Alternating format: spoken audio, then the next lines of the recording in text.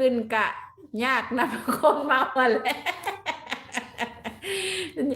ยากนำคนเมาแม่ก็คิดนำแม่ก็คิดนำคนเมาให้แหละคิดนำทางซองให้แหละ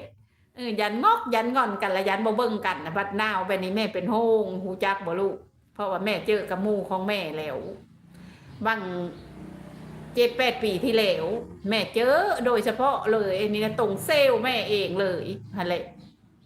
พ่อมือส่งเนาะหน้าประมาณบ่าย 3 โมงกลางคืนหนาวมือนั้นหนาวพอระวงกาเต็นระวงอยู่กับจนได้ดั่งไฟฟิงบันมือละตื่นมา8 โมงแหละเมย์เขาไปเบิ้งโพน่ะเรียบร้อยเลยลูกแม่ยังคิดนำเห็นบ่แม่ยังเบาเจ้าเบาอีเมื่อคืนนี้นะแม่เบาเจ้า3-4เธอเจ้ายังบ่ตอสะซองเธอเจ้ายังบ่ตอบแม่เธอที่3แม่ละว่าลูกเจ้าเห็นแม่อยู่บ่ลูกตอบว่าเห็นแม่ยังว่าดูแลน้องเด้อแม่เบาดูแลน้องเด้อแม่เบานะ